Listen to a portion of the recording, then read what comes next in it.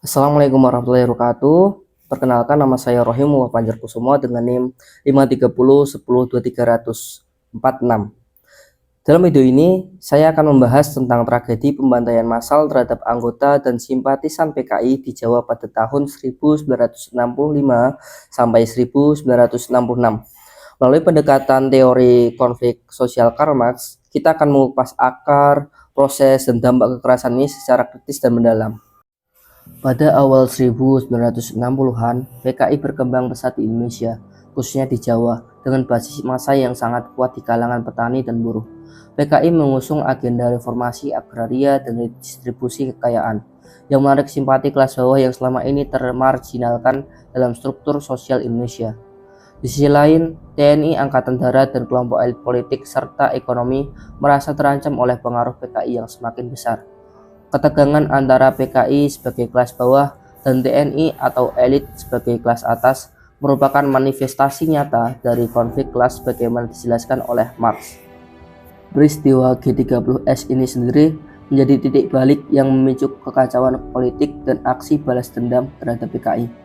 Setelah kegagalan kudeta, TNI Angkatan Darat di bawah Soeharto melancarkan operasi penumpasan yang brutal terhadap anggota dan simpatisan PKI. Kekerasan ini didukung oleh propaganda negara yang menggambarkan PKI sebagai ancaman terhadap stabilitas nasional dan moral masyarakat.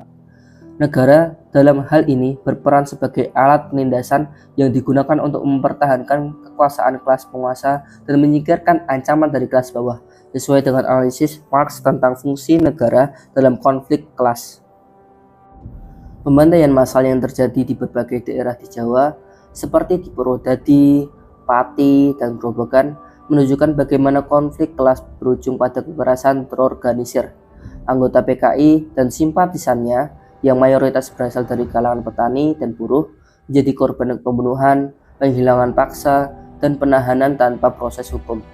Negara dan kelompok-kelompok milisi lokal bekerja sama dalam melakukan pembersihan, yang menewaskan ratusan ribu hingga bahkan jutaan orang. Fenomena ini memperlihatkan bagaimana konflik kelas yang tajam dapat meledak menjadi kekerasan massal ketika didorong oleh kepentingan politik dan ekonomi kelompok penguasa.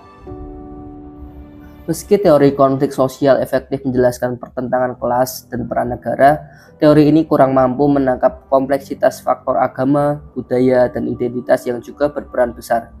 Selain itu, dinamika lokal dan motif personal seringkali melampaui kerangka kelas semata. Faktor internasional dan trauma psikologis juga perlu diperhatikan untuk memahami keseluruhan tragedi. Negara menggunakan kekerasan terorganisir untuk memulihkan dan mempertahankan tatanan sosial politik yang baru. Transisi kekuasaan dari Soekarno ke Soeharto menandai penghapusan total pengaruh PKI dan pembentukan orde baru yang otoriter. Kekerasan ini menjadi alat rekayasa sosial sekaligus meninggalkan luka mendalam dalam ingatan kolektif bangsa. Pembantaian massal PKI di Jawa adalah tragedi yang lahir dari pertentangan kelas, politik, dan identitas yang saling tumpang tindih. Teori konflik sosial membantu mengurai akar strukturalnya, namun analisis komprehensif harus memasukkan faktor budaya, lokal, dan psikologis. Tragedi ini mengingatkan kita akan bahaya politisasi identitas dan penyalahgunaan kekuasaan negara. Penting bagi bangsa Indonesia untuk terus mengingat, merefleksikan, dan berupaya untuk membangun rekonsiliasi demi masa depan yang lebih adil dan damai. Baik teman-teman, terima kasih telah menyaksikan dan menonton video ini dari awal sampai akhir. Bila mana ada kesalahan data atau sesuatu yang tidak mengenakan, saya mohon maaf yang sebesar-besarnya. Terima kasih telah menonton sampai akhir. Jangan lupa untuk like, komen, dan subscribe. Sampai jumpa di video selanjutnya.